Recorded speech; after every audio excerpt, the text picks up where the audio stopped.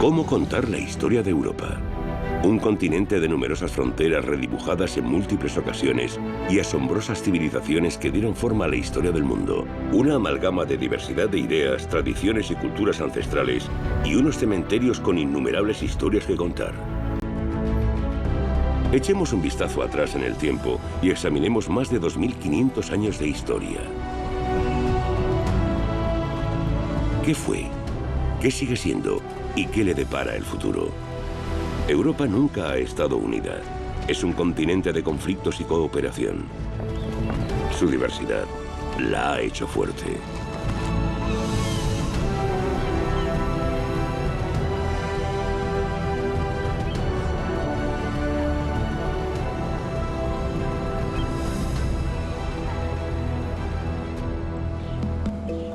Venecia, la Serenísima, la tranquila ciudad de los canales, es quizás el más bello resultado de las invasiones bárbaras. Temerosos de los bárbaros, los nobles romanos buscaron protección en los pantanos del Adriático y fundaron la famosa ciudad laguna en el año 421. En la Edad Media, Venecia se convierte en un gigante comercial en el Mediterráneo. Su anual Festa Sulacua, fiesta sobre el agua, conmemora el antiguo poder de la República Marítima y sus líderes, los dogos. La libertad económica atrae a comerciantes de toda Europa, quienes construyen casas mercantes a lo largo del Gran Canal.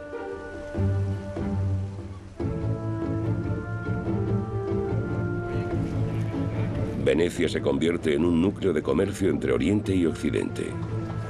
Atesoradas mercancías de Oriente, como las sedas, los paños y la plata, se comercializan con Francia, Alemania, Inglaterra e incluso Rusia.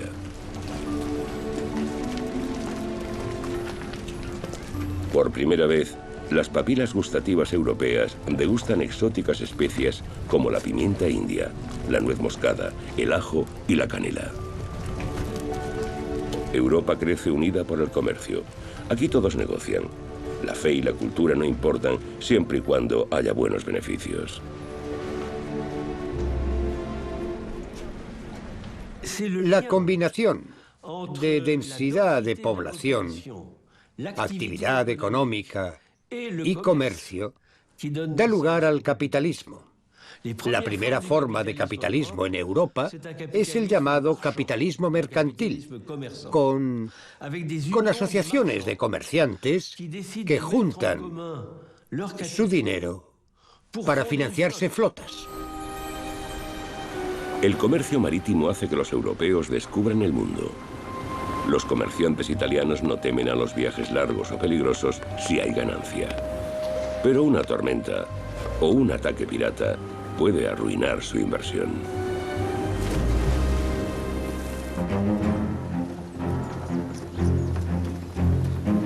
Los comerciantes transportan también sus mercancías a cientos de kilómetros por tierra, una amenaza constante para sus vidas y bienes. Para dejar de temer la pérdida de más dinero, los comerciantes italianos dan con un medio de pago seguro.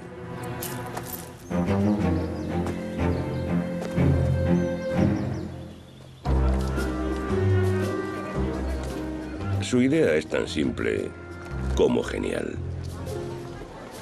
En lugar de usar monedas, introducen las llamadas letras de cambio en el mercado europeo.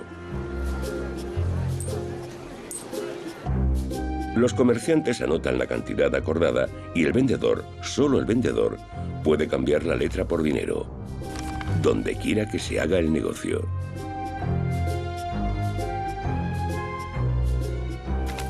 La invención de las transacciones en efectivo impulsa una revolución comercial en Europa.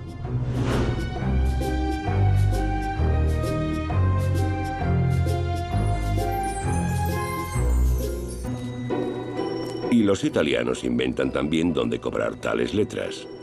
Los banchieri abren sus locales primero en Venecia y luego en otras ciudades del norte de Italia. No necesitan mucho, un asiento bajo el cielo abierto y un escritorio o banco, como lo llamaban en italiano. Cuando un banquero quebraba, el banco acababa roto. De ahí ese famoso término, bancarrota. Los cambistas pronto administran las cuentas de sus clientes. Con las arcas llenas, comienzan a conceder préstamos, con intereses, claro. De repente, el dinero en sí se convertía en mercancía para hacer negocios. Se convertía en capital. Los banqueros del norte de Italia son los precursores de una nueva era, los primeros capitalistas. Pero hoy en día, los bancos parecen menos modestos. En el siglo XIII, los banqueros italianos establecen las primeras entidades de crédito en Europa, desatando una dinámica imparable.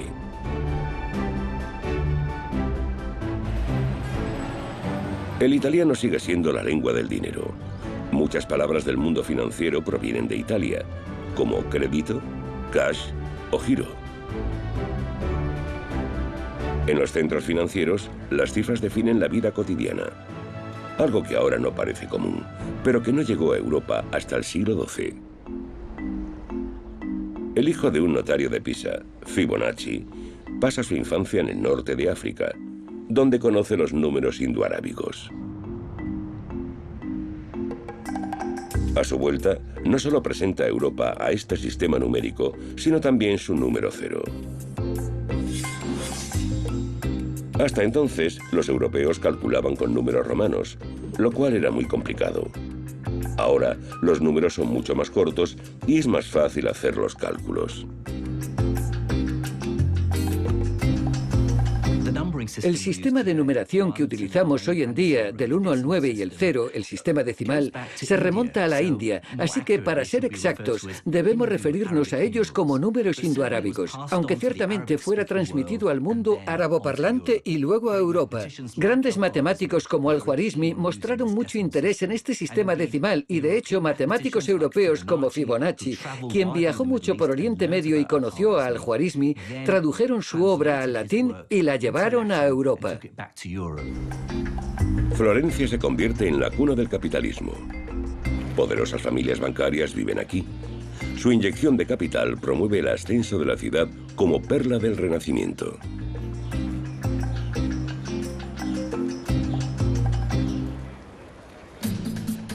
En el siglo XIV, los Bardi y los Perucci son los inversores más ricos de todos. Tanto es así que hasta los reyes les piden dinero para financiar sus cortes o guerras. Y los astutos banqueros aprovechan su poder para influir en la política. En lugar de intereses, exigen ciertos privilegios, como monopolios comerciales o poder recaudar impuestos y aranceles. Y al hacerlo, eluden la prohibición de la Iglesia que establece que cobrar intereses es pecado.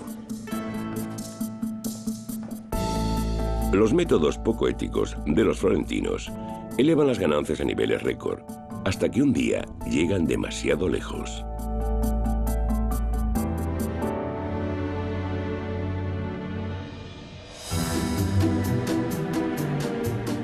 Han logrado que incluso el Papa sea cliente suyo. En el siglo XIV, las familias Bardi y Perucci comienzan a recaudar impuestos para él, y el Papa les ordena que transfieran las donaciones desde Inglaterra a su palacio en Aviñón.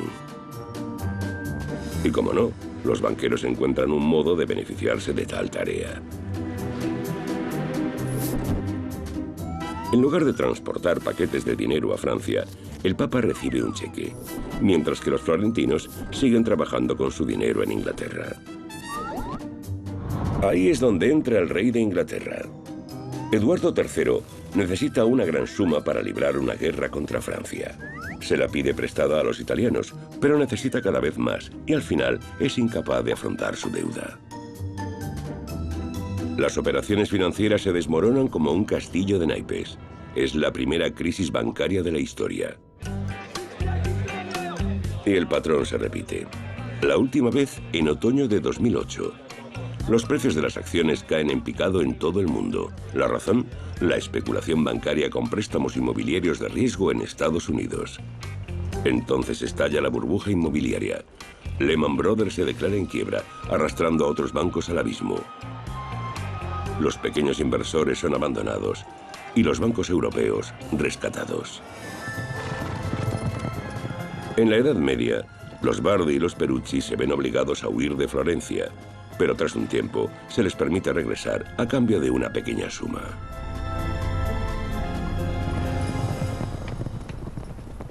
¿Y cómo es el resto de Europa más allá de Italia?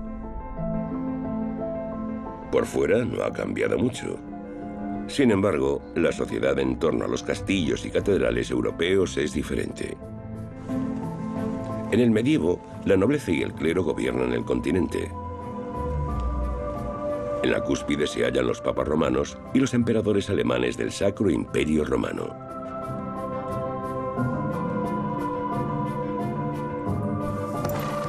El 80% de los europeos vive en zonas rurales. Desde el comienzo del primer milenio, se han beneficiado de un clima templado. Y experimentan también una pequeña revolución. Los rendimientos crecen debido al arado de reja y a la rotación de cultivos trienal.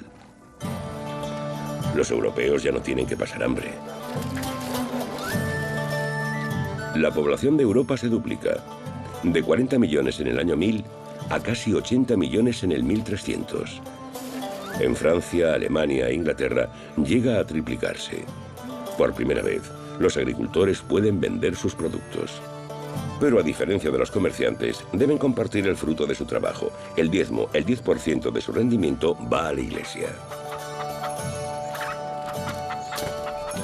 Y la nobleza, dueña de la tierra, también exige su porción.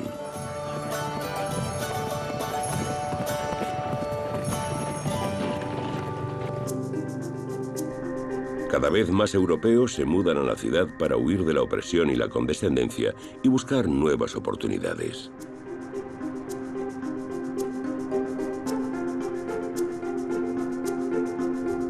Para el año 1200, alrededor de 1200 nuevas ciudades han crecido alrededor de mercados, castillos e iglesias. En el siglo XIV, Europa central alberga ya 3000 ciudades. Una revolución urbana. Las ciudades en expansión de la plena Edad Media dan a Europa su distintivo aspecto. La muralla se convierte en un símbolo que separa dos mundos, la ciudad y el campo. Afuera hay opresión, dentro libertad y autodeterminación. Los habitantes urbanos se convierten en ciudadanos libres. Hoy en día, el dicho alemán Statut macht freie, o el aire de la ciudad te hace libre, es bastante metafórico, pero en la Edad Media tenía un significado muy real. Te ibas a la ciudad para escapar de la servidumbre. De repente eras libre para tomar decisiones económicas y de otras índoles. Entre los siglos XI y XIII, la atmósfera de huida se extiende por toda Europa. Se podría pensar que el mundo se sacudió para desempolvarse. Las comunidades cristianas competían por construir iglesias más pomposas que sus vecinos. Las catedrales, los rascacielos de la Edad Media, se elevan hacia el cielo. Desde los alrededores de París, un nuevo estilo llamado gótico pronto conquista el continente. Las ciudades europeas se convierten en grandes zonas de construcción. Los arquitectos medievales sueñan con sus edificios, basándose principalmente en su experiencia y en los conocimientos matemáticos que trajeron los cruzados de Oriente. De hecho, se dice que hasta el arco apuntado gótico fue importado de allí.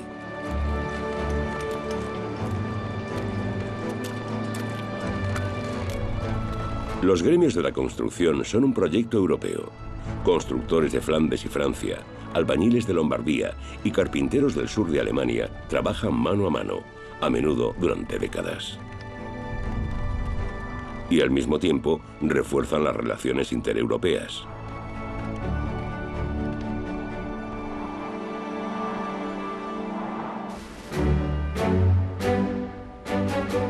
Hasta ahora han trabajado para obispos, reyes y emperadores. Pero en Lübeck, unos ricos ciudadanos encargan la construcción de la iglesia de Santa María.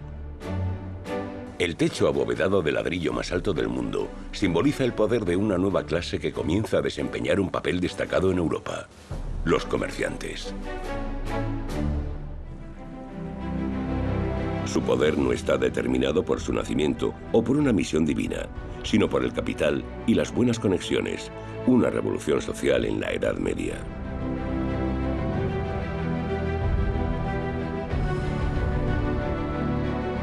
En el siglo XIII, una unión de comerciantes y ciudades se ha convertido en una verdadera superpotencia en el norte de Alemania, la Liga Hanseática o Hansa. Lübeck gobierna durante siglos esta unión, un mercado común que forma una especie de Unión Europea medieval.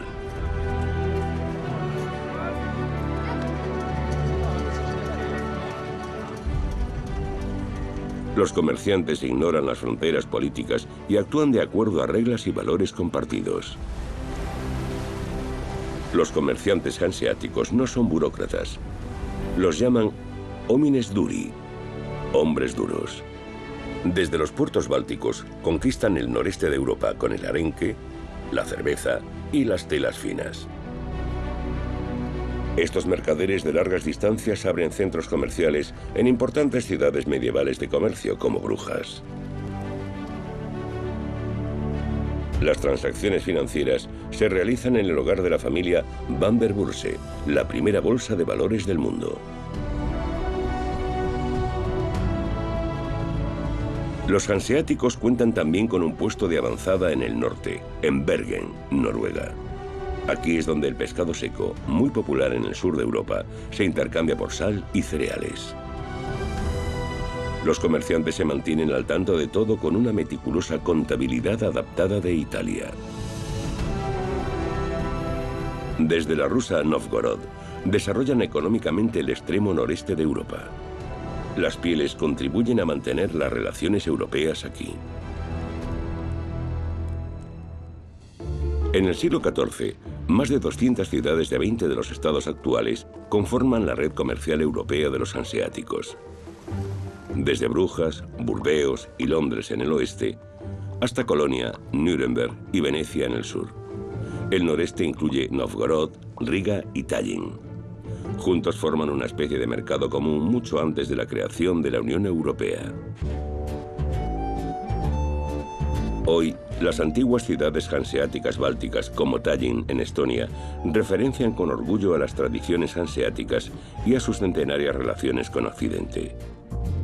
Tras independizarse de la Unión Soviética, se unieron a la Unión Europea y el legado hanseático perdura.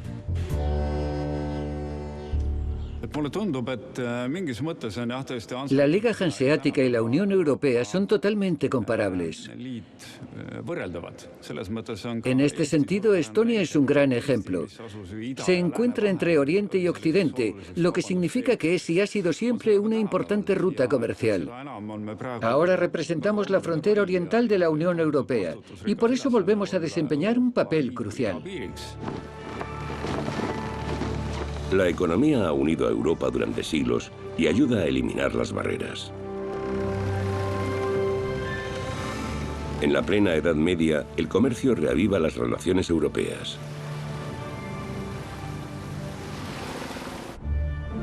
Florencia debe también su auge al comercio.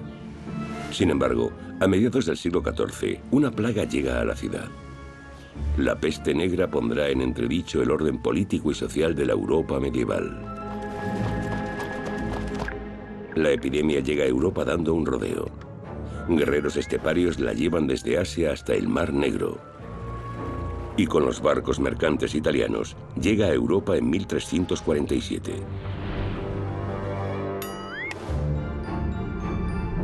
Golpea a casi todo el continente y en pocos años mata a más de 20 millones de personas, la mitad de la población de Europa.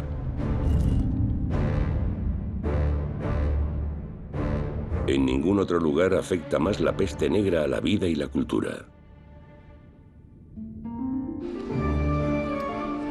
El célebre poeta Giovanni Boccaccio de Florencia es testigo del horror.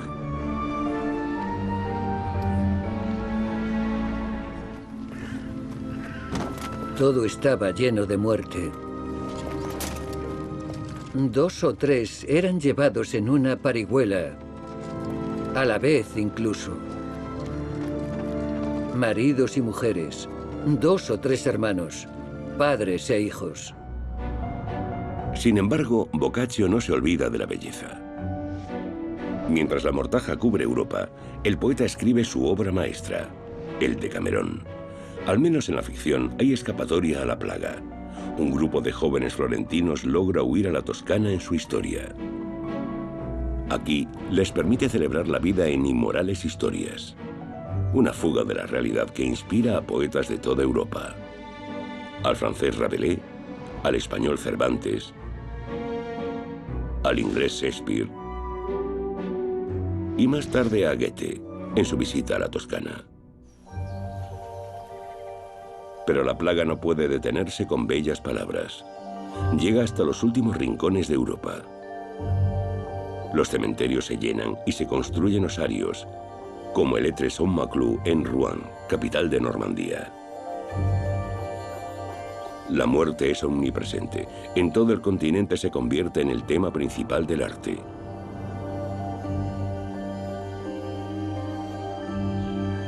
Otro rastro lleva a Tallinn, Estonia. La iglesia se halla impotente y la gente duda de su fe. Antes de la peste, creían que los buenos iban al cielo y solo los malos debían temer al purgatorio. Pero ahora hay un infierno en la tierra para todos, reyes, clérigos, campesinos o ciudadanos. La muerte negra no distingue entre clases y barre todas las jerarquías. Lo que queda es la esperanza por la otra vida.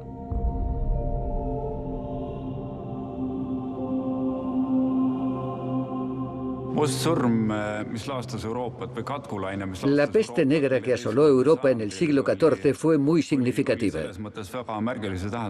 Después de eso, nada volvió a ser igual. La gente vio que para la muerte todos somos iguales. Ese es el mensaje más importante. Somos iguales, seamos jóvenes o viejos, ricos o pobres. Sin embargo, la creencia de que la muerte no es el fin, sino que existe una vida después de la muerte, es también de suma importancia. La muerte es considerada el acceso a la otra vida, al otro mundo. Creer en la vida después de la muerte ha influido en ciudades europeas como Varsovia. Desde la Edad Media, los cementerios han ocupado el corazón de las mismas. Ya no estamos tan distanciados de la muerte. Cada 1 de noviembre, Día de Todos los Santos, los católicos visitan las tumbas de sus muertos, sobre todo en la devota Polonia.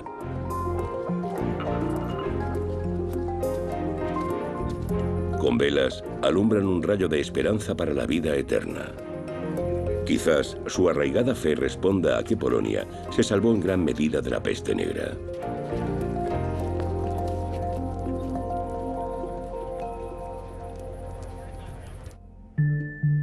Los numerosos muertos en el resto de Europa han sido olvidados y abandonados, como aquí, en París. Los cementerios se llenan en el siglo XVIII, de modo que los huesos se trasladan a las catacumbas, el inframundo de la ciudad. En este lugar, la muerte es una atracción turística. En otros sitios, prefieren ignorarla.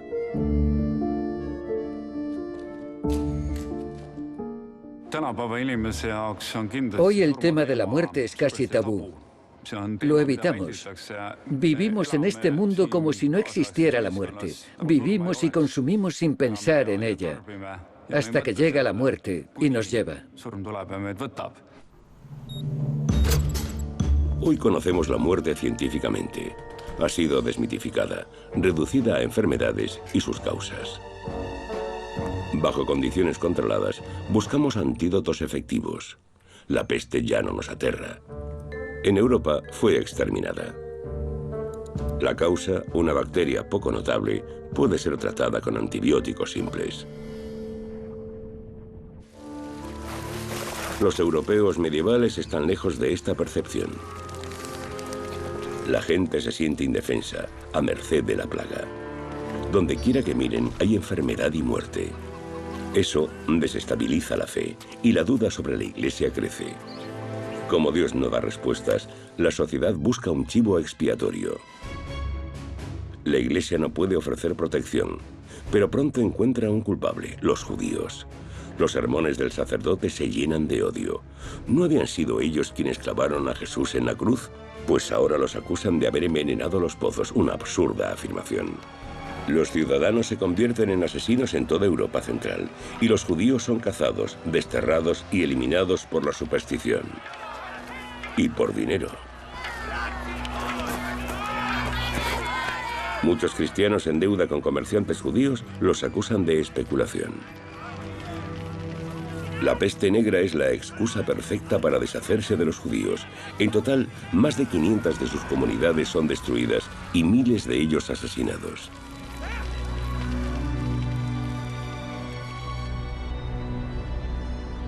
En el año 1349, los judíos son también expulsados de Nuremberg. Su sinagoga da el espacio para la iglesia de Nuestra Señora. Hoy, solo una estrella de David recuerda la casa judía de Dios.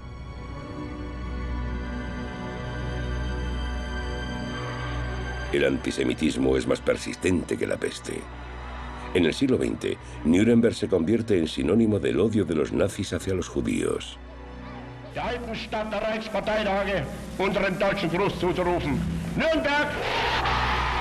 Aquí, en 1935, los nazis aprueban sus antisemitas leyes de Nuremberg y derriban una de las primeras sinagogas en 1938.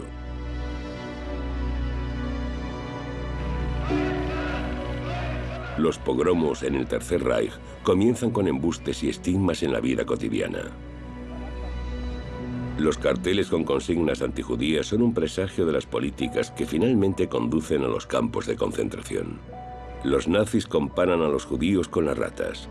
Una completa deshumanización, ya no en el medievo, sino a mediados del siglo XX.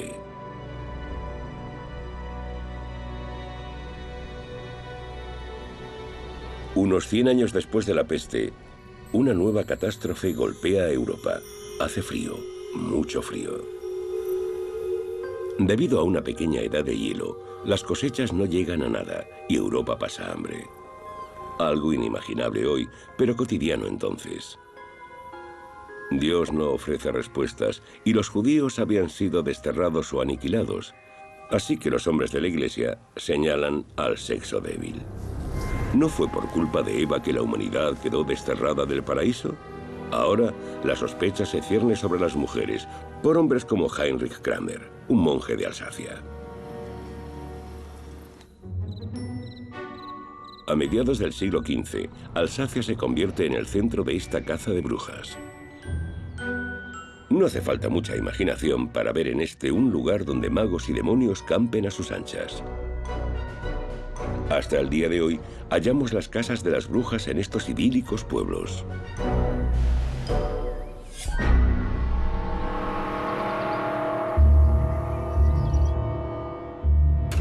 Los libros dan autoridad a la superstición, como el Malleus Maleficarum o Martillo de las Brujas de Heinrich Kramer, una guía de instrucciones para cazadores de brujas.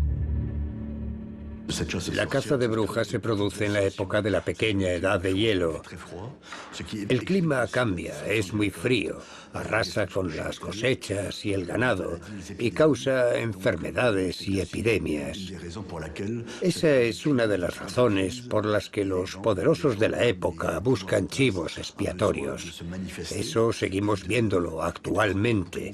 Se culpa a un chivo expiatorio en vez de asumir responsabilidades para entender las cosas, para hallar una salida, para sobrevivir. La caza de brujas comienza en la Baja Edad Media, pero alcanza su punto máximo más tarde. La superstición se mantiene hasta la era de la Ilustración. Alrededor de 50.000 mujeres son víctimas de ella.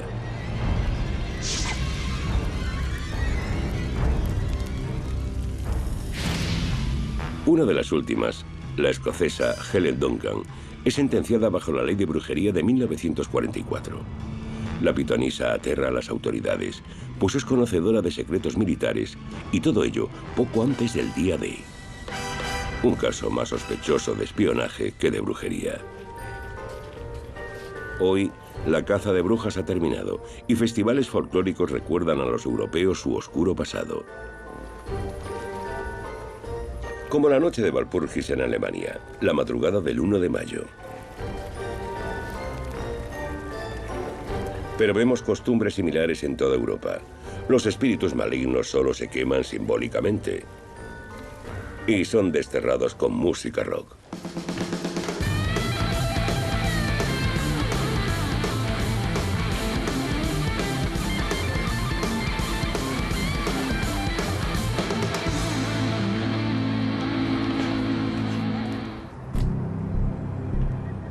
La pequeña edad de hielo tiene graves consecuencias, y no solo para las mujeres.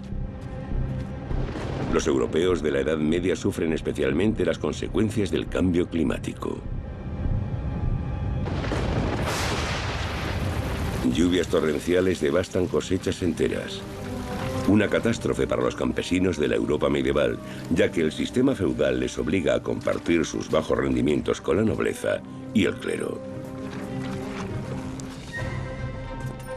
Mientras la iglesia y los nobles se llenan los bolsillos, la gente se muere de hambre, pero los campesinos llegan a su límite.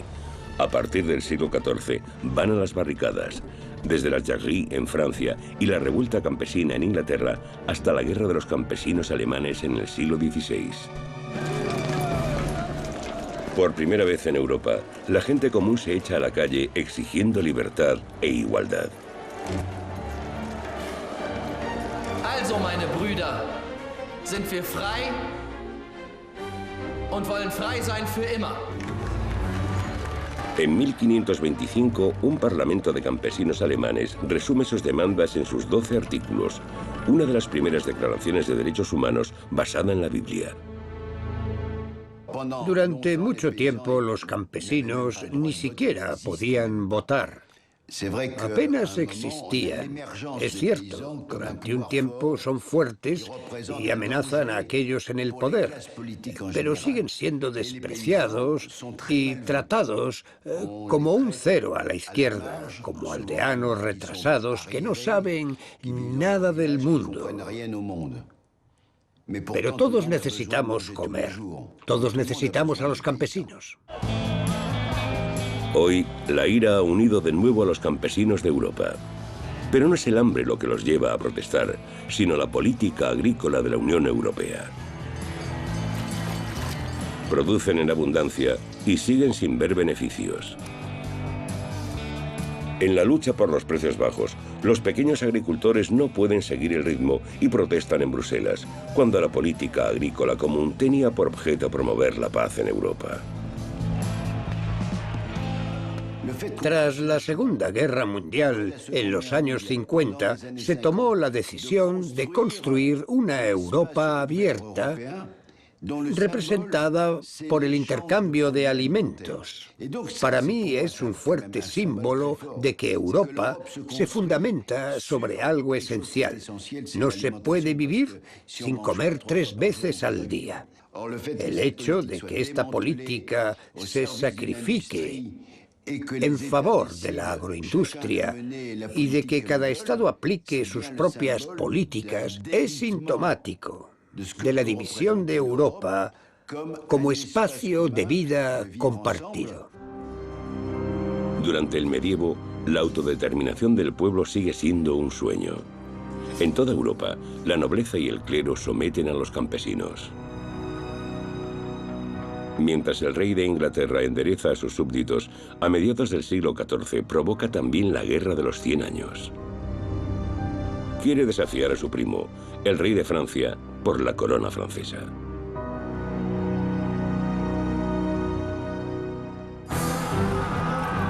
La guerra permite a la gente olvidar sus conflictos internos.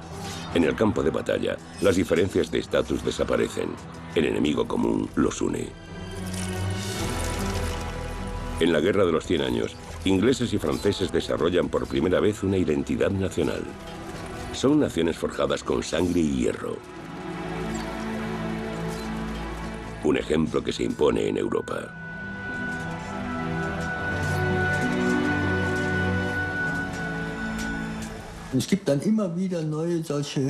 Se producen varios acontecimientos que insinúan el desarrollo de algo parecido a un sentimiento nacional, a una identidad no definida por sí misma, sino por el enemigo.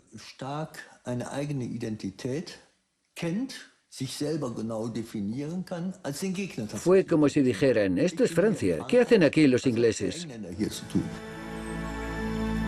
Cada nación tiene sus héroes, y eso ya se veía en la Francia medieval. Lo más sorprendente es que el icono nacional francés sería una mujer. Nació en 1412, en esta granja de Lorena. Su nombre, Jeanne d'Arc, o Juana de Arco. Juana está convencida de que su destino es expulsar a los ingleses de Francia de una vez por todas. Tiene visiones, piensa que actúa en nombre de Dios. Pero debe llevar cuidado. Una mujer que oye voces puede ser tratada como una bruja.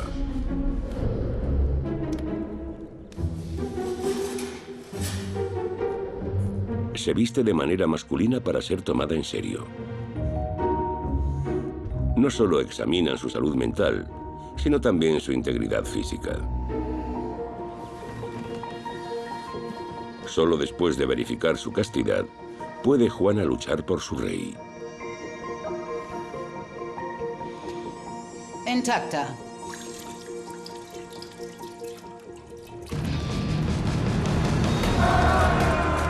El 8 de mayo de 1429, Juana combate en Orleans, el bastión más importante contra los británicos.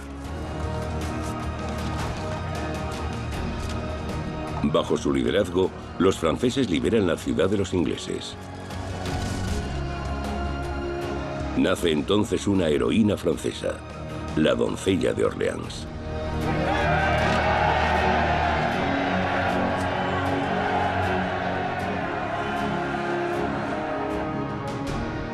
Juana se convierte en un icono. Gracias a ella, los franceses recuperan la corona de Francia. Pero Carlos VII, ahora rey de Francia, pronto le da la espalda. Cuando acaba en cautiverio inglés en 1430, este la abandona. Las naciones pueden ser muy ingratas con sus héroes. La emancipación de Juana acaba en la Pira. En 1431 es condenada como hereje por la Inquisición en Rouen y quemada como una bruja, al igual que tantas otras mujeres de entonces.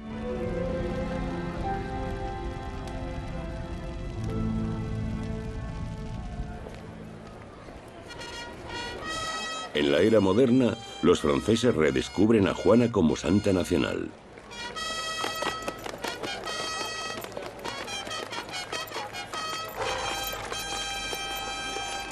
Desde los años oscuros, el 8 de mayo de cada año, la ciudad de Orleans recuerda a su libertadora.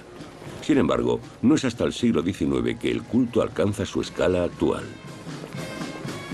En aquel entonces, el nacionalismo se puso de moda. Juana fue representada como la defensora de una Francia independiente. Hoy, la mayoría de franceses están por encima de todo eso. Sin embargo, algunos siguen tomándoselo muy en serio. Sobre todo los representantes del Frente Nacional. Cada año, el partido demuestra unidad nacional, al margen de lo distanciados que estén sus líderes. Independientemente de lo que los políticos hagan de ella, hoy, Juana de Arco representa una nueva conciencia nacional, desarrollada por primera vez en Europa durante la Guerra de los 100 años. Ahora, al corazón de una nación se accede a través del estómago. La lucha de franceses e ingleses ya no está en los campos de batalla, sino en las estanterías de los supermercados. Con productos patrióticos buscan ganar clientes. Es la forma más sana de nacionalismo.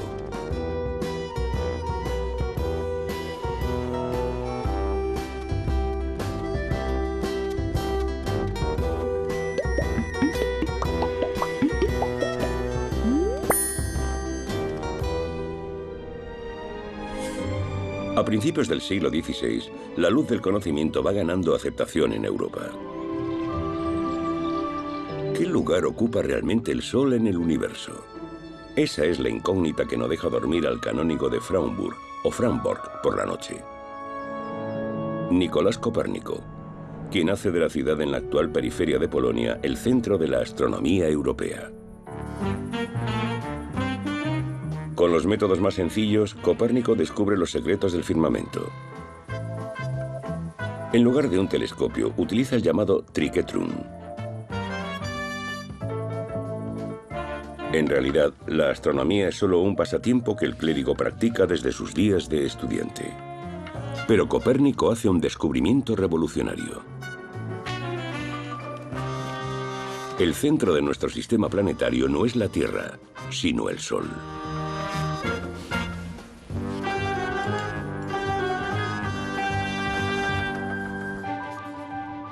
Primero, la revolución copernicana se produce en privado.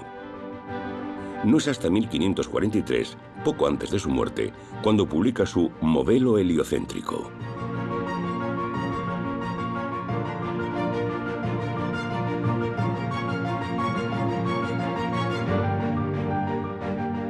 El reformista protestante Martín Lutero tacha de necio a Copérnico. La Iglesia Católica se aferra también a la cosmovisión bíblica y prohíbe la obra hasta principios del siglo XIX.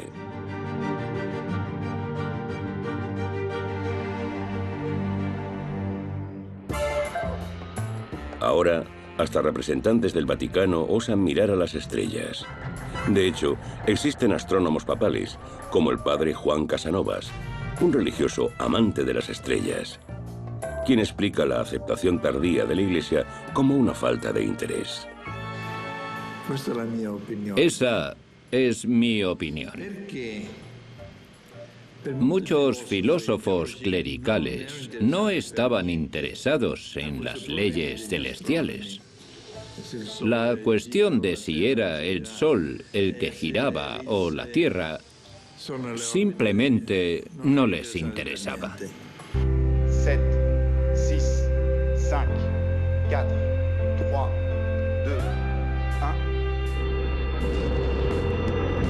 1. La obra de Copérnico marca un hito en el camino de Europa hacia la era moderna y el punto de partida de la exploración espacial.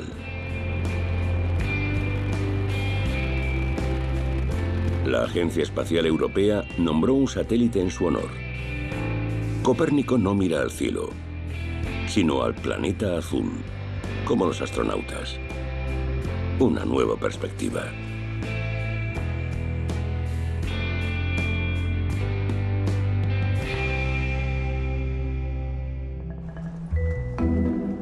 Bruselas, siglo XVI. Aquí, algunos europeos no solo miran a Dios o al cielo, sino también a sí mismos. El continente está al borde del abismo desde la Edad Media hasta la modernidad. Fuera de las iglesias, el debate sobre la vida y la muerte había sido tabú. Pero la curiosidad va prevaleciendo sobre la fe y la superstición. Andrés Vesalio, nacido de padres flamencos en Bruselas en 1514, quiere explorar los secretos de nuestro cuerpo y estudiar la anatomía humana. Para ello, debe ser ingenioso. La Iglesia prohíbe el examen de cadáveres, pues lo considera una ofensa contra la creación divina. Para evitar ser perseguido, debe arreglárselas con cadáveres de animales o diseccionando cerdos asados. En Europa Central, las viejas leyes religiosas siguen obstaculizando el progreso científico.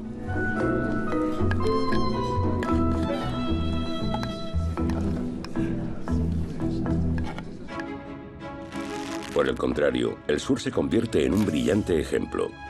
El Renacimiento, la renovación de Europa, comienza en Italia, donde primero se extendió la peste. En una pequeña área, reinos, ducados y repúblicas compiten por el poder y el prestigio. Su competencia estimula los negocios, pero también el arte y la ciencia en el norte de Italia. La competencia entre ciudades siempre ha sido uno de los principales motores de su desarrollo, ya que cada ciudad mira a sus vecinas y trata de superarlas. Fue así en la antigüedad, en la Edad Media y sigue siendo así ahora.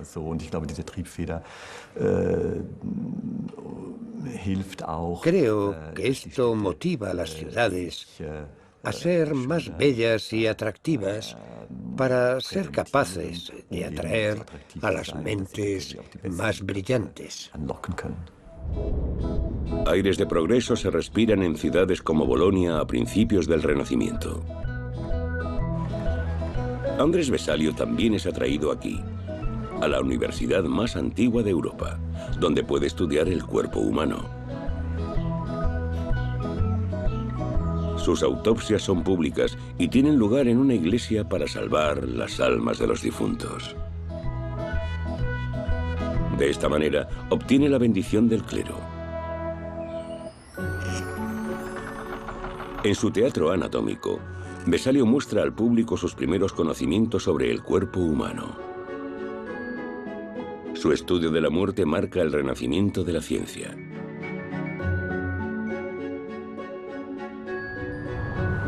Vesalio publica sus hallazgos en el primer libro de anatomía del mundo.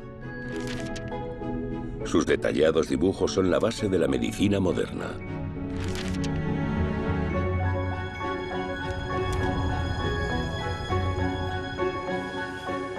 Hoy en día no se necesita un bisturí para mirar dentro del cuerpo humano, pero el cerebro, sede de la mente, sigue ocultando misterios.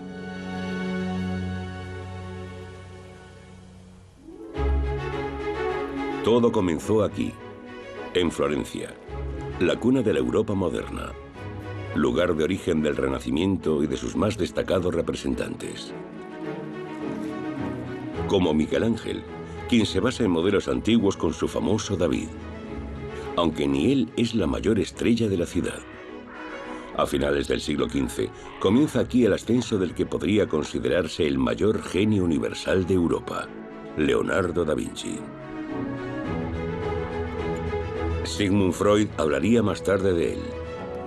Fue un hombre que despertó demasiado temprano en la oscuridad, mientras los demás aún dormían. Nadie encarna mejor la inventiva europea que Leonardo. A partir de su observación de la naturaleza, diseña innumerables máquinas. Y aunque las voladoras nunca llegan a despegar, como muchas de sus creaciones, inspiran numerosos inventos modernos. En siglos posteriores, ingenieros europeos llevan a la práctica muchas de sus ideas. Leonardo, el padre de la tecnología moderna.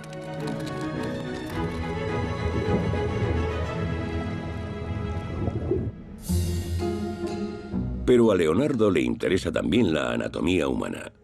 Su estudio de la muerte no solo sirve a la ciencia, sino también al arte. Como muchos maestros de su tiempo, ve el conocimiento del cuerpo como un importante requisito para capturar la esencia humana en el lienzo. Una de sus pinturas de mayor éxito fue la Mona Lisa, el retrato de la esposa de un comerciante florentino. No de un santo, como en el medievo, sino de un sujeto mundano. El individuo regresa al arte europeo. Con Leonardo, el Renacimiento llega por fin a Francia.